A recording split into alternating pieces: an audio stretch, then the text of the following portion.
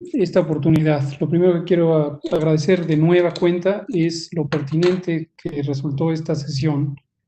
Pertinente por el contenido, por los cuestionamientos, por las oportunidades de reflexión y, por supuesto, por el aporte de personas tan comprometidas y conocedoras de este aspecto del campo y de las comunidades indígenas.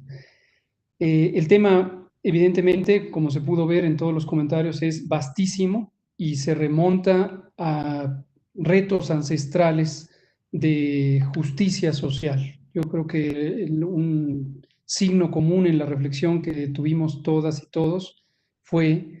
el identificar, acaso por enésima vez,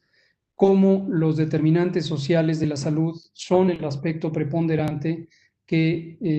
en estas sociedades tan polarizadas, en lo socioeconómico, en los del cumplimiento de derechos,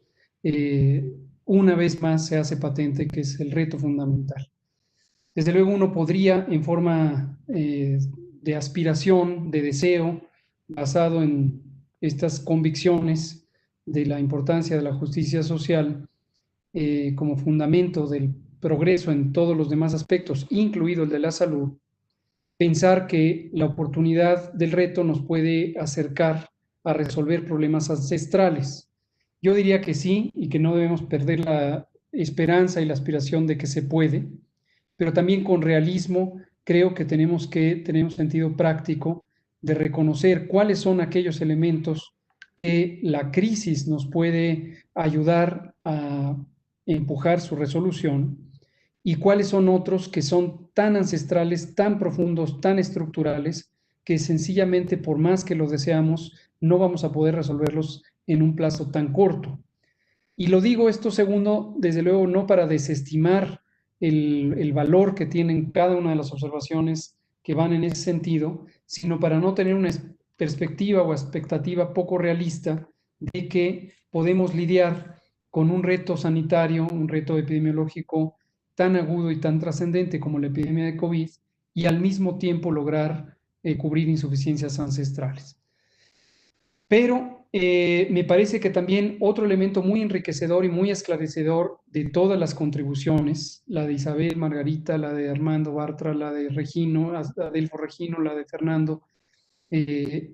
es el alertarnos sobre elementos específicos de la vida rural y de la vida de comunidades indígenas que no quedan cubiertos con un modelo demasiado, diría yo, convencional o rígido como es el de la narrativa gubernamental. Aquí quiero hacer una reflexión autocrítica, solo porque ahora soy parte de un gobierno, pero es una perspectiva que he tenido en general por muchos años hacia la acción gubernamental, independientemente de quiénes son los que ocupan la responsabilidad gubernamental, cuál es su perspectiva política o ideológica y cuáles son sus virtudes o limitaciones. Yo creo que la vida gubernamental tiene una suerte de inercia que a veces lleva a hacer acciones demasiado generales que se abstraen de las dinámicas sociales y socioculturales de las comunidades y hacen que los gobiernos, insisto en hablar en plural, posiblemente incluso pensando en gobiernos de otros países, los gobiernos tienen cierto grado de desconexión con respecto a la realidad cotidiana de comunidades de distinta naturaleza, cuando éstas tienen especificidades de su acontecer diario que no quedan englobadas con una sola fórmula. Me parece que la inercia del gobierno mexicano es pesada y en esta inercia están incluidos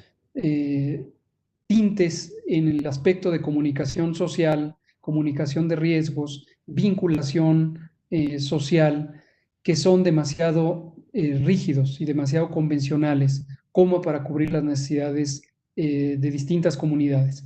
Y me parece que en esa inercia suele haber, como varios y varias comentaron, un abordaje muy urbanocéntrico, muy de clase media y que en no pocas ocasiones la narrativa pública queda entrampada en el debate político en los medios, ahora en las redes sociales, de ciertos segmentos de la población que no necesariamente son quienes enfrentan los mayores retos en esta emergencia sanitaria. Y quiero pensar con optimismo que la confluencia, la colaboración, la visión crítica y autocrítica de esta realidad nos puede llevar a tomar decisiones prácticas en un tiempo razonable, a la ejecución y movilización de distintos recursos eh, eh, administrativos del gobierno, sociales de las distintas organizaciones,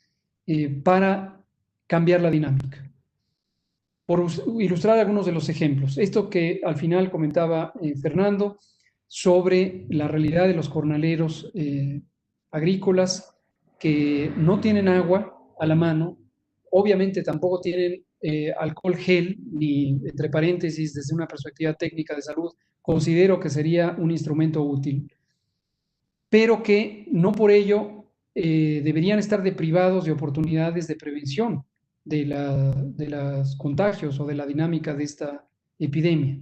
Lo que señalaba Adelfo de la importancia de no perder de vista la realidad socioeconómica de las comunidades campesinas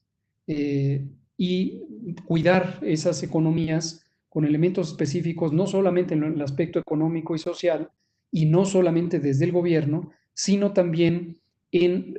observar que las intervenciones sanitarias no se conviertan en una pesada carga para esa vida económica y social. Los múltiples señalamientos específicos que hacía Isabel sobre las realidades que enfrentan también en el aspecto de discriminación, entre varios otros elementos muy interesantes que mencionó Isabel, pero de discriminación que son también demasiado prolongados en la cultura institucional de nuestro Sistema Nacional de Salud y de múltiples elementos gubernamentales. Y desde luego la alerta, así la tomo, que hace Armando como conocedor de la sociología y la economía campesinas, del desastre que puede venir cuando un fenómeno masivo como esta epidemia podría convertirse en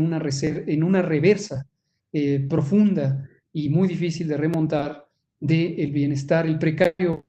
avance en el bienestar social que México ha tenido en el campo, en general en el país, pero en particular en el campo.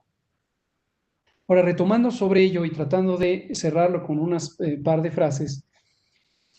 yo diría que, desde luego,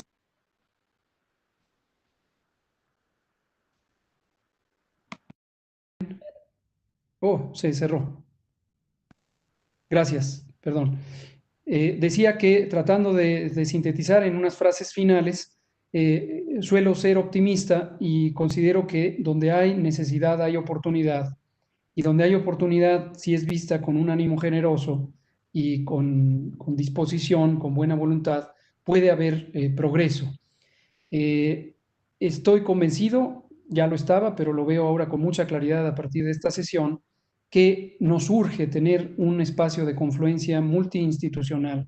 para atender de manera específica los retos de esta ocurrencia de la epidemia ahora en el medio rural, ahora afectando comunidades indígenas. Tiene especificidades que son claras, algunas tendrán que explorarse a mayor profundidad, pero creo que tenemos suficiente claridad sobre las especificidades que requieren un giro, un cambio, una modalidad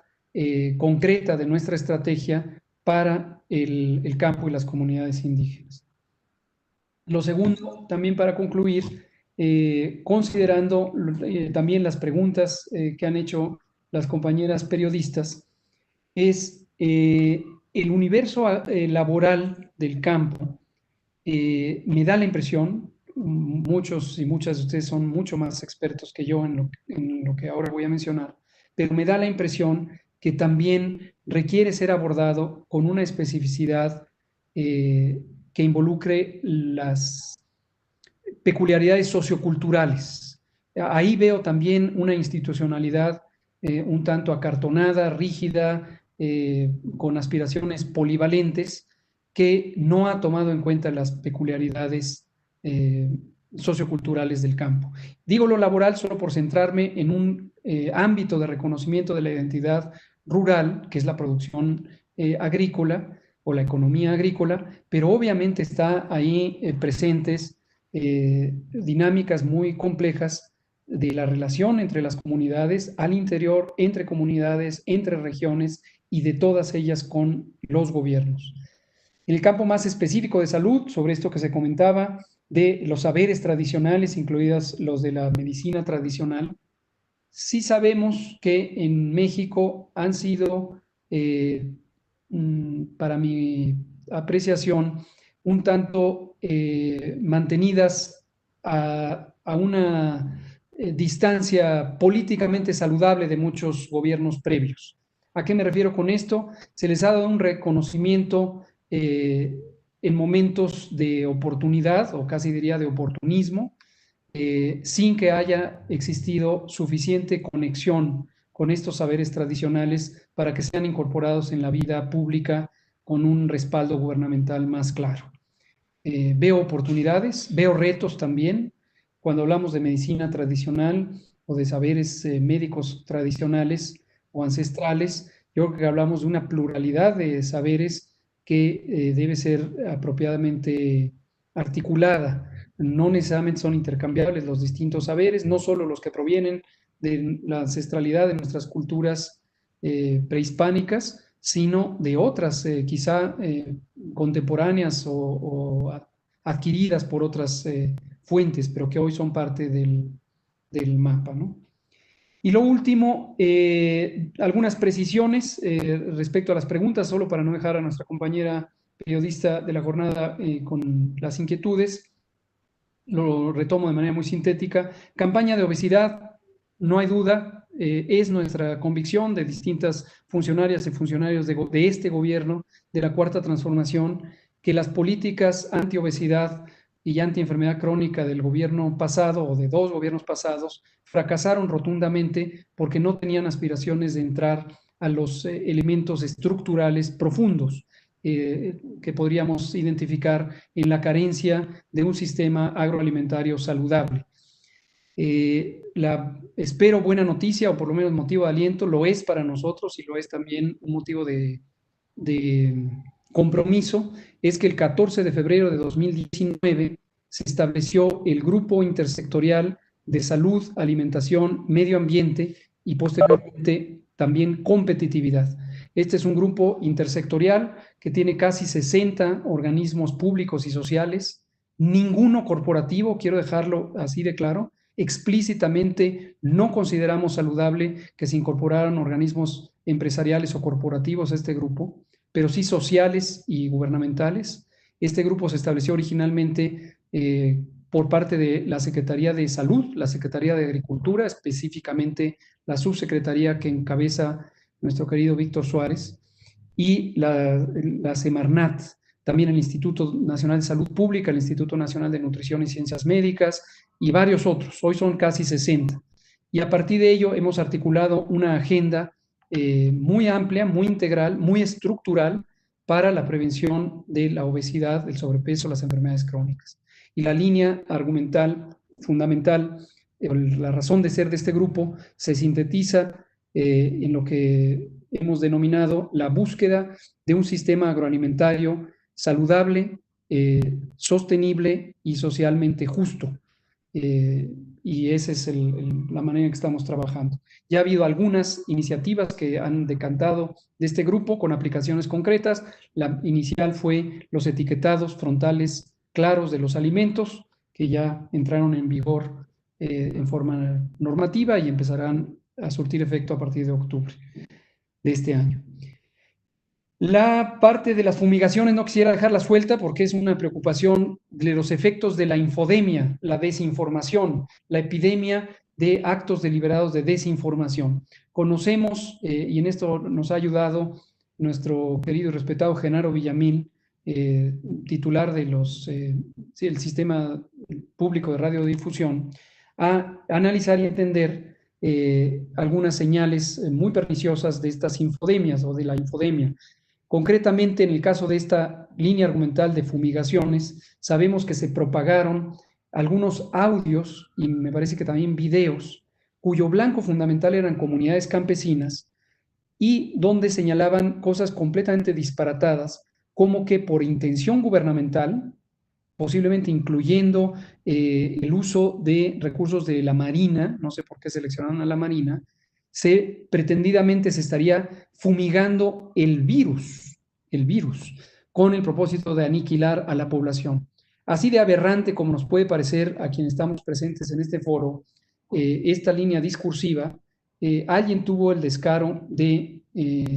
o la desfachatez o la inmoralidad de propagarlo intencionalmente entre comunidades campesinas. Y ya tenemos casos en Michoacán y más recientemente en Chiapas, en donde comunidades rurales y campesinas han tenido reacciones obviamente adversas ante esta idea. No existe ninguna fumigación que se esté planeando para combatir el virus COVID. No tiene papel estas fumigaciones aéreas. Y un detalle técnico, en algunas acciones gubernamentales locales se ha utilizado materiales desinfectantes, hay distintos productos, desde hipoclorito de sodio y muchos otros, como un recurso para desinfectar, que es el nombre en castellano de la mal llamada sanitización. Y la desinfección de espacios públicos, desde el punto de vista técnico, no tiene un papel en el control de COVID. No de esa manera masiva, no de esa manera por aspersores o con camiones bomba y demás. No tiene un papel, lo declaro rotundamente, no es apropiado, no es conveniente, no es útil. Este es un virus que se propaga de persona a través de la vía respiratoria y aun cuando se conoce que el virus puede permanecer por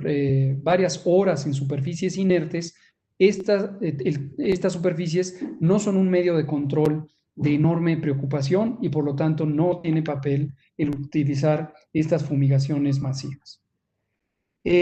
Muchas gracias, insisto, mi última frase es gracias y el llamado a la acción creo que es claro. Pongámonos a trabajar en encontrar un nuevo discurso, una nueva narrativa de comunicación de riesgos, un nuevo acercamiento mucho más efectivo y eficiente con las comunidades indígenas y el medio rural para las siguientes semanas y aún meses que todavía nos espera esta epidemia en México. Muchas gracias.